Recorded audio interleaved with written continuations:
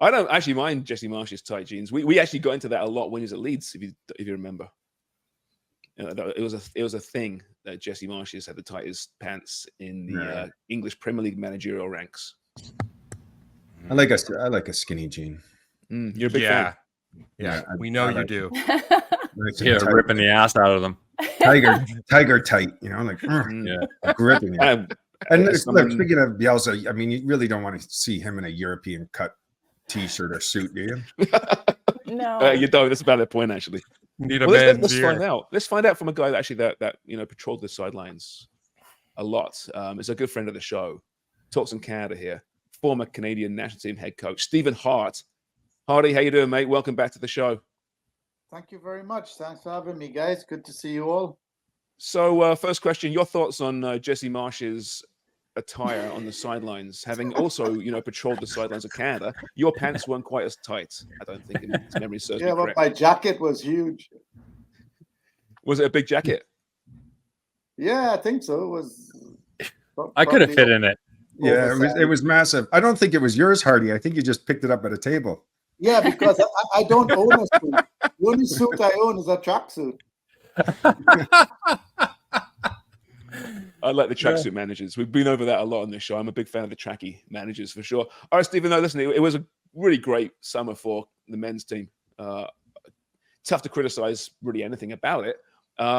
Where do you stand on this team and what you saw at Copa America? How surprised were you that they got to the semifinals and then really played Uruguay tight in that third place game? A little bit surprised. But then, to be honest, when I saw the Argentina game, I thought they handled it well, and the other two games they were playing against 10. The Peru game, I was a little surprised how they went into a shell. It almost cost them. If it wasn't for Crepo, we could have been in a bit of a predicament, and they shouldn't have. They could have been in control of the game, but I understand it because they hadn't been in that situation before. You know what I mean? And let's face it, Peru just came forward with the 10 guys. They threw everything at risk. So yeah, I mean, and I think that was a big learning curve for the team. Massive, because we know experience cannot be taught. It cannot be coached, and I think they learned a lot from that particular game. We saw Canada, I don't say dominate, but almost dominating World Cup qualifying. Then an average World Cup. Then they really took a step back. It seemed up until the France game, really, when Jesse Marsh took over. Do you have any concerns? You can see a similar regression, or is this all positive moving forward, getting on the front foot, moving forward? Look, national team football is so up and down. It isn't funny. I'm actually really surprised at Argentina's consistency. I know I'll go away from the subject a little bit, but the way that squad has been managed, rotated, utilized is an example for any manager. And I think Canada has the players now, not just a starting 11, but enough depth to rotate the squad in such a way that they can create a lot of consistency at the international level. If you're talking about performance, the Copa America is not the best guideline. Because I've been following the Copa for as long as I know myself, and it's always been an emotional competition. You have to manage those emotions, or you don't manage those emotions, depending on the referee. You read the situation and you simply get on with it. And it could have been very different if this was actually played in South America, But going back to the national team, I think they have the resources to create some sort of consistency, especially in CONCACAF. I mean, we're really talking about 4 or 5, competitive games. especially away from home. The last game, I mean, what surprised me and impressed me the most was that, as you alluded to there, we're clearly more than just 11 players. A lot of changes. There was a rotation. We saw the likes of Ali Ahmed come in, Oluwase come in, Di Fujirol come in, like new faces with little experience, but play one of the best performances we've seen at this tournament, if not in recent memory for Canada as well. Did anyone stand out in particular? Hands down. I really like Ahmed. I think he's got a lot of quality, and he's got that sort of guile, creativity in him to make that little final pass. I really enjoyed watching him. And the young striker Olawise, I hope I'm pronouncing it right. No one knows. Right? no one knows. You know what? I looked it up. I looked it up today and tried to get a Nigerian pronunciation. Oh, and you know, and it was something like Olawise, you know, with a bit of an accent, but you know, not my accent, obviously.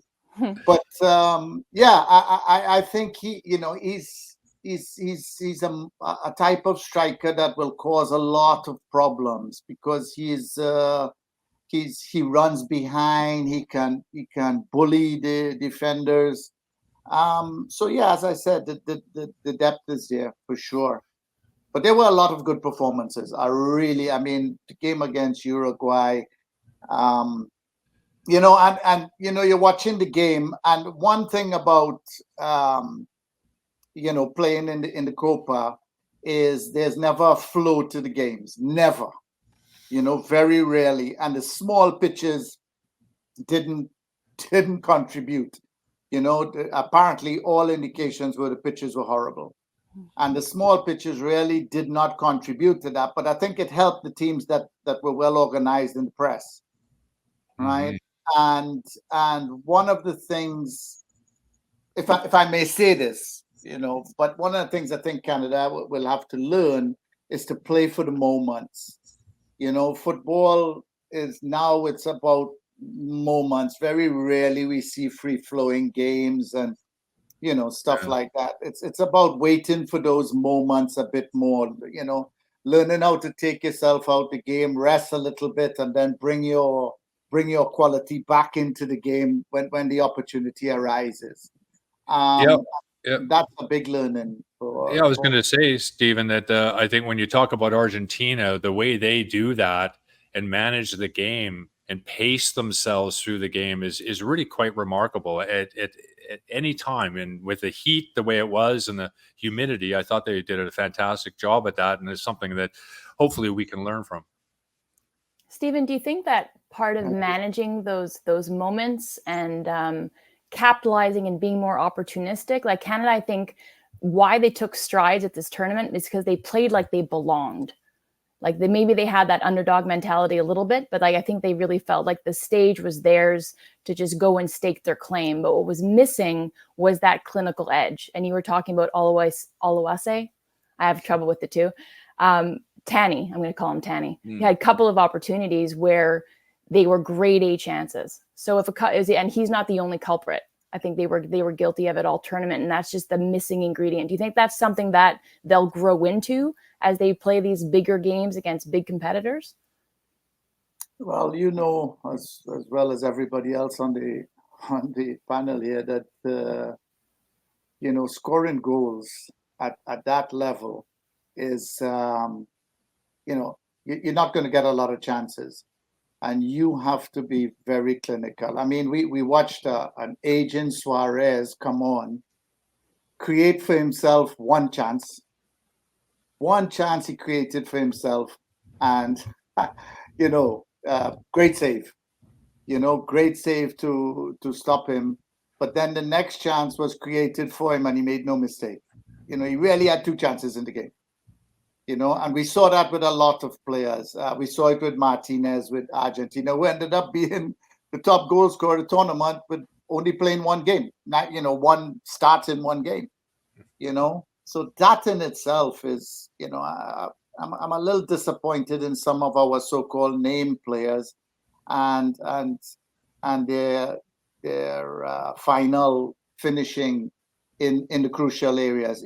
Even some of the half chances, I thought they could have done a little better. On that, Jonathan David, yeah, we know he works hard, and we know the goals at club level, they come pretty easily to him. But that's been a World Cup now, and I know he's got a couple of goals at the Copa, but he did also, had a number of opportunities where he did not convert. Are you concerned at all with his form in a Canadian shirt? He gets a pass, right, because of how his club form is, and he does do the dirty work for a striker. We know that, defends from the front, all that, stuff. But he's there to score goals, right? Number one. Do you have a concern? Well, goal scorers usually have somebody that makes the bullet. You know what I mean? That final little pass. I mean, look at that pass last night to Martinez for that winning goal. I mean, come on, that was I haven't seen a lot of discussion about it, but that was a one-touch pass from midfield, split the entire defense, and he runs on and just does what he does. So I think in analyzing David, and I haven't done that at depth, we have to look at the type of final passes he's going to get, because let's face it, he's not going to pick up the ball and beat people and finish. You know what I mean? So I don't know, I would say he would have to be a little more clinical, yes, but I also want to be fair to him in the type of chances created for him. Hardy, do you think maybe what this national team is missing maybe is that number 10 position, that individual, that little bit of creativity that can feed Larin, can feed Jonathan David? Yes. You and I think, talked about this, because I jokingly said if I had the opportunity with the team, I'd move Johnson into the holding midfielder role, because that's where I first saw him, and he was amazing. When I first saw him play there, I was like, whoa. He took away the channels, he won the ball, he was a ball winner, and he made excellent passes. And I think that somebody like that would allow Estacio to play maybe a little bit higher. Yeah. And be able to make that final pass. I mean, Kone is coming into himself, and who knows? But yeah, I think that sort of you need somebody to link up that play, especially through centrally. We don't play through centrally a lot. There's not a lot of combine through the central areas. We basically still try to get everything from out wide. And Schaffelberg has been a revelation with it, Yeah. But centrally, yeah, I think we need that little link up and that little final tricky sort of pass, Yeah, that little game changer. I mean, I keep harping on about it, and I think a Ryan Gold type player would be absolutely perfect in this national team. It would be nice. And if they can get his citizenship, which they can, I think he would be the guy that could be that individual that can unlock defenses and bring other players into a match. I think Estacio can do it, and I think Ahmed can do it, for sure. I think they can do it, but it would mean giving them that sort of freedom to join and having cover for their defensive work, Yeah. So, Jimmy, who comes out the team, though? If Ryan Gold gets his passport and gets stuck in that team, who comes out? Well, we'll ask Jesse Marsh today when we see him, won't we? We will. Easy question. Hey, Jesse, just assuming that Ryan Gold gets his passport. No, but I think if you got an individual like that, Sharms, it allows you to be very creative as well. And you can change different formations and tactics to suit the team that you're playing against. And it just gives you another arsenal in the locker. Well, I like the whole Johnston in the middle of the park as well, though, Stephen. So at that point, you put Richie at right back? Yeah. Amy, you used to watch Alistair sorry, used to watch Alistair all the time. Did he play center when he was at CF Montreal ever?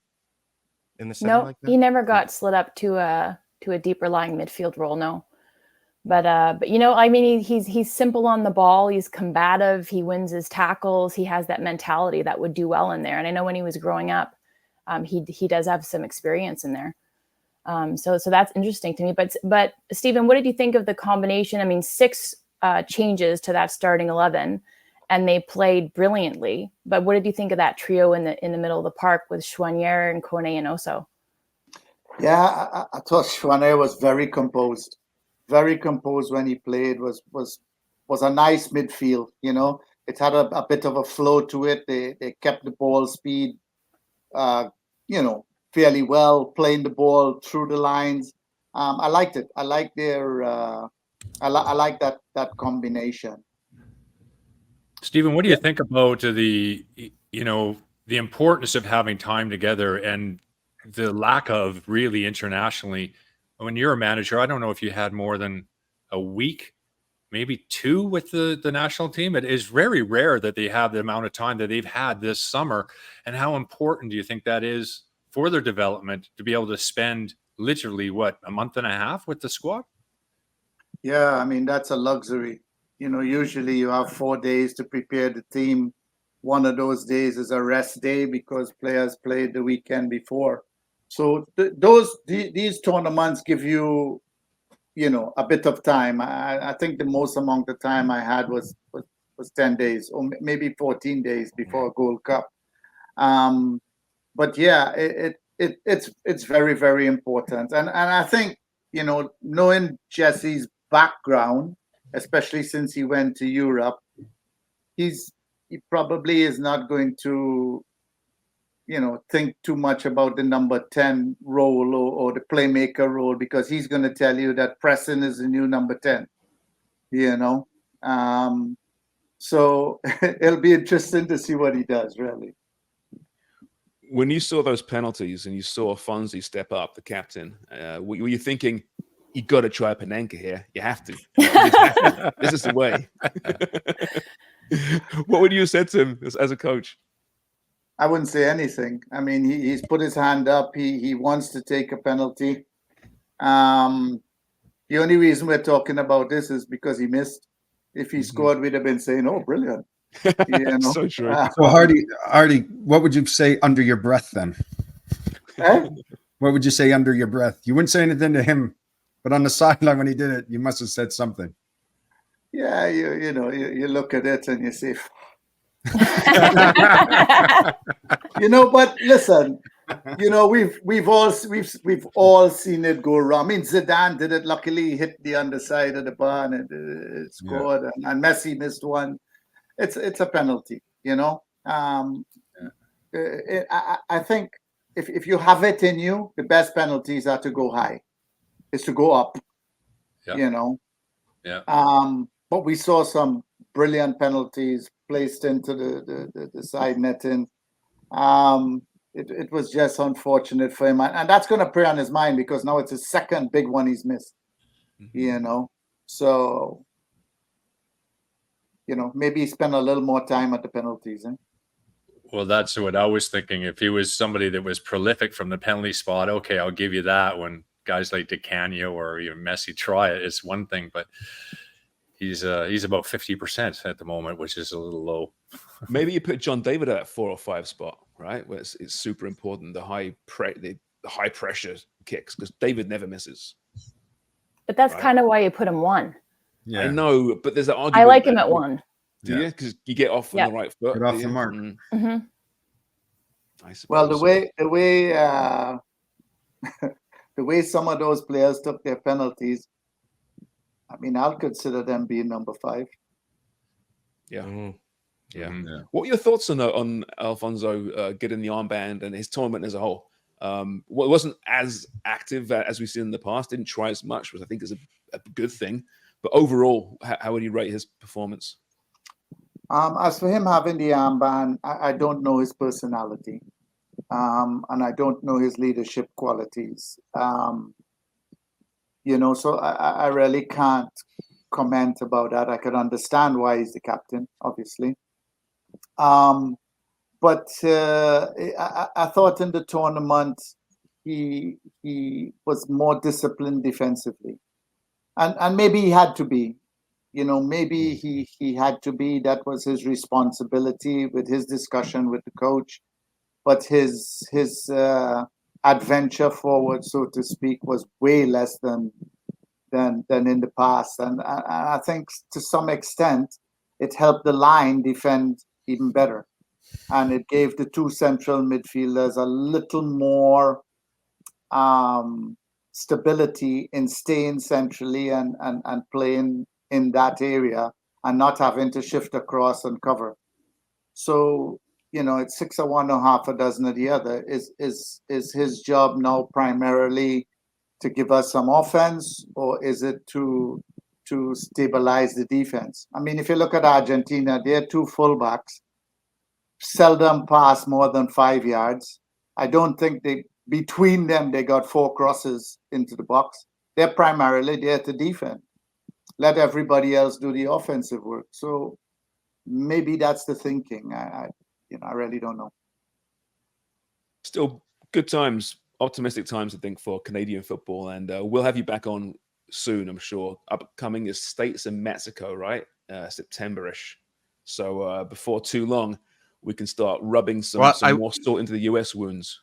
Sharms, I wanted to ask Steve one last question. It's because we played a game, I think about a week and a half ago, 2 weeks, where we said, what Canadian player would you buy a jersey from? So after this tournament, who would be I've got one jersey to buy, and that's the one I'm getting because I'm wearing it to the next match and I'm cheering that person on. Who's your Copa? I'm gonna cheer this guy. Based on the Copa. On the Copa? Yeah. Alistair Johnson. Nice. Oh, I like that. Ooh. Good take.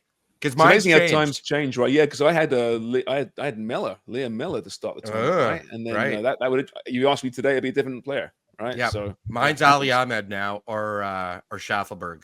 I'm going with the ebony and ivory of it all. I was definitely going to say Schaffelberg because obviously for the East Coast, here we go. But I wanted to be very fair. I thought Alistair Johnson was superb. He was superb in this tournament. I mean, so was Schaffelberg, mind you, for a young player to get those opportunities, be as creative as he was, scoring a goal. He was impressive. But I've already got that jersey. You do. Stephen, thanks so much. We'll get you back on before the US and Mexico games later this summer. Okay, guys. Enjoy. Take care. Cheers, Harry. Thanks, Steve.